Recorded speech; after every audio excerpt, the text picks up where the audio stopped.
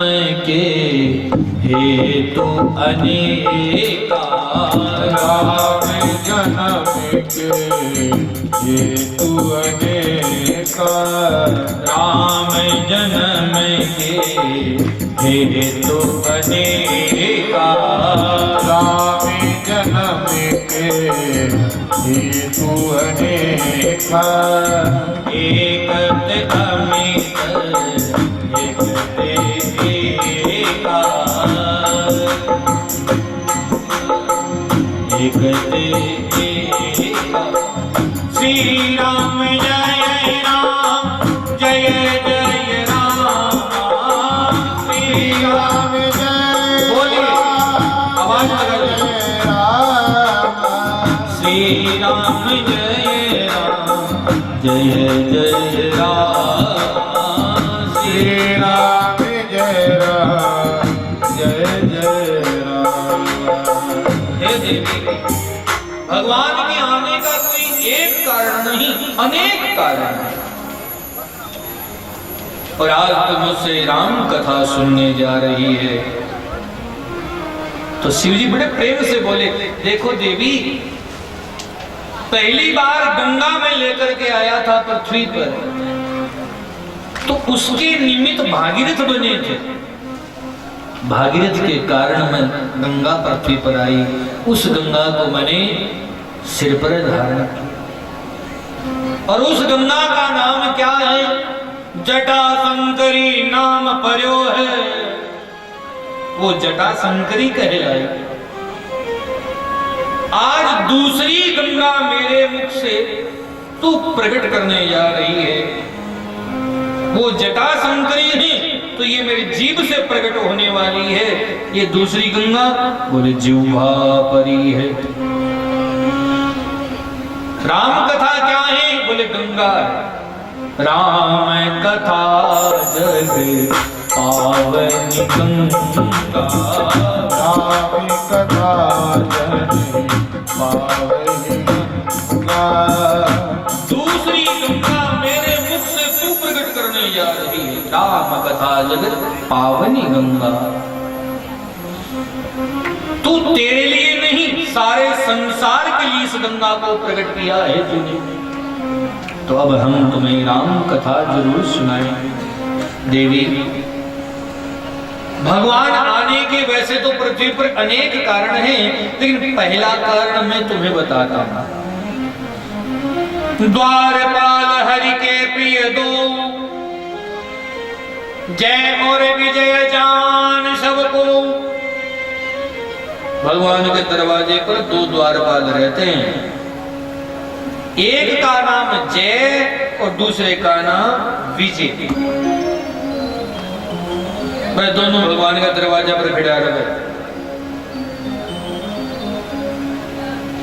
अब किसको भगवान से मिलना है और किसको नहीं मिलना है,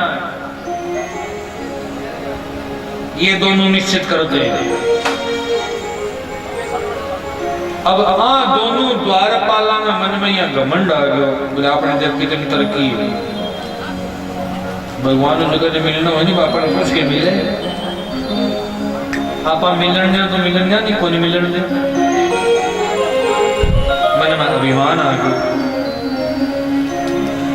और कहते हैं कि भगवान से मिलने के लिए उसी समय सनंत कुमार आ गए। सनंत कुमार कौन है? बोले ब्रह्मा जी का मानसिक पुत्र चार। एक का नाम सनत, सनंदन, सनंत और कुमार। चारों भाइयों का इकट्ठा नाम क्या होगा? बोले सनंत कुमार। चारों इकट्ठे रहते हैं ये। और चारों करते क्या है? बोले दो कथा कहते हैं और दो सुनते हैं। कहने वाले थक जाएं तो जो सुन रहे हैं वो कथा कहते हैं, फिर वो दो सुनते हैं। मतलब पूरा दिन हरि चर्चा में जाता है इनका। भगवान की कथा के अलावा तीसरी कोई बात नहीं करते ये। एक दिन भगवान से मिलने की इच्छा हुई और भगवान के दरवाजे पर आए। द्वारपालों ने लोग आए, किधर जा रहे हो? बोले अंदर ठाकुर जी का दर्शन करना है। बोले हम तुम्हें दिखाई नहीं दे रहे, हमारी ड्यूटी यहाँ लगी तो कोई न कोई कारण होगा। दिख तो रही है। तो आप नहीं मिल सकते। क्यों? हम क्यों नहीं मिल सकते? बोले हमने कह दिया ना नहीं मिल सकते। अजी कारण तो बताओ क्यों नहीं मिल सकते? एक ने धीरे धीरे कहा भगवान सो रहे हैं। द्वारपालों ने कहा भगवान सो रहे हैं। तो सनंत कुमारों ने कहा देखो भैया भगवान सो रहे तो सोने दो, हम दूर से दर्शन करके वापस आ जाएंगे। अब इतनी दूर आए हैं तो एक बार दीदार तो कर ले, देखे तो सही। और देख लेंगे तो मन तृप्त हो जाएगा, हम वापस चले जाएंगे। खोजा सकल जहां तक तेरा पता नहीं, और अब तेरा पता चला तो बोले खुद मेरा पता नहीं। एक बार देखेंगे दीदार करेंगे मन भर जाएगा, वापस चले जाएंगे। सनंत कुमारों ने कह दिया ना नहीं फिर भी आप जा नहीं सकते। अरे क्यों नहीं जा सकते? कोई जाओगे तो पैर की आवाज नहीं होगी, पैर की आवाज होगी तो डिस्टर्ब हो जाएंगे, भगवान खड़े हो जाएंगे। अच्छा नहीं आप जा ही नहीं सकते। सनंत कुमारों का टेम्परेचर हाई हो गया, गुस्सा।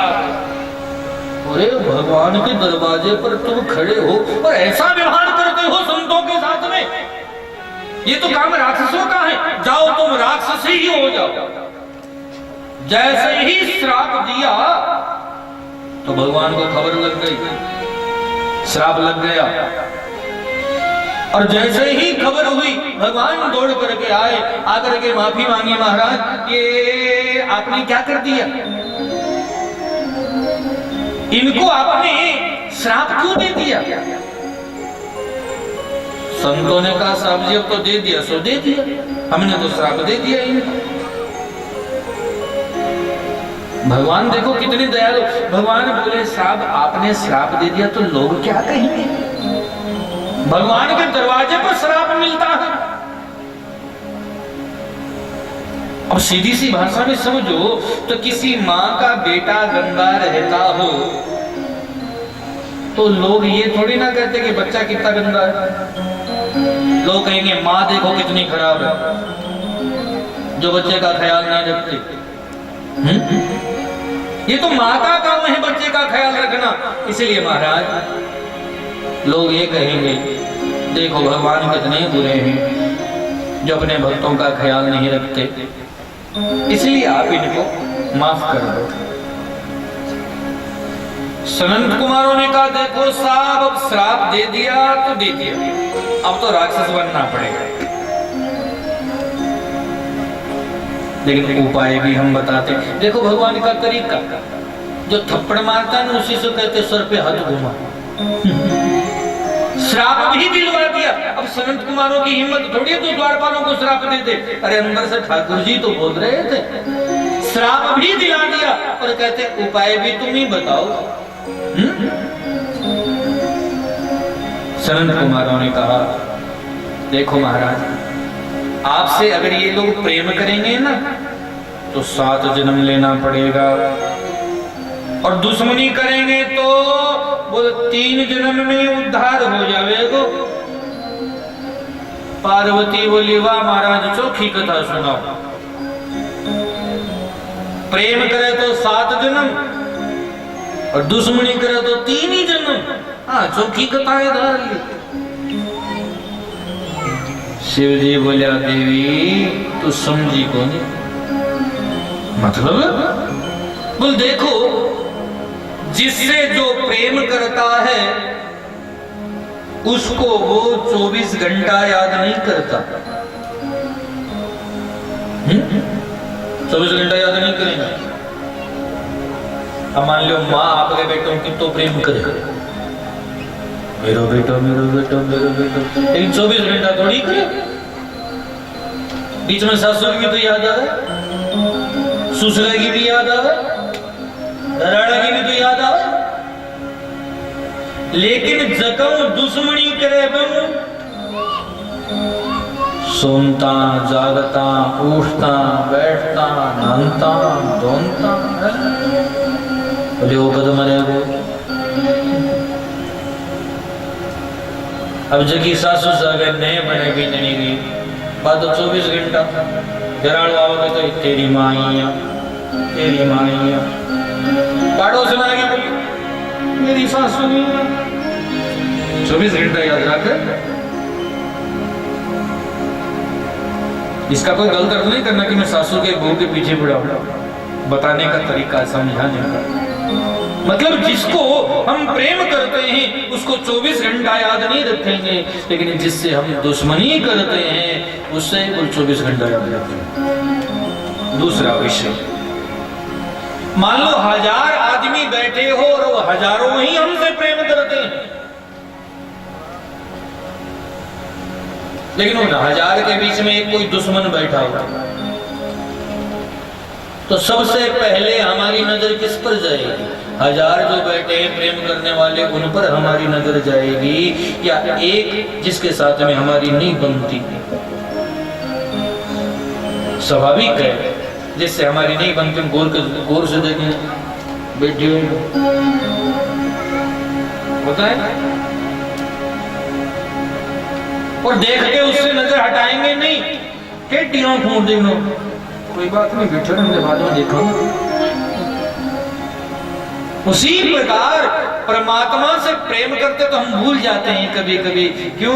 कभी घर को सुख, कभी दुकान को सुख, कभी परिवार को सुख याद कर करा बोल सारा लात मानते थे।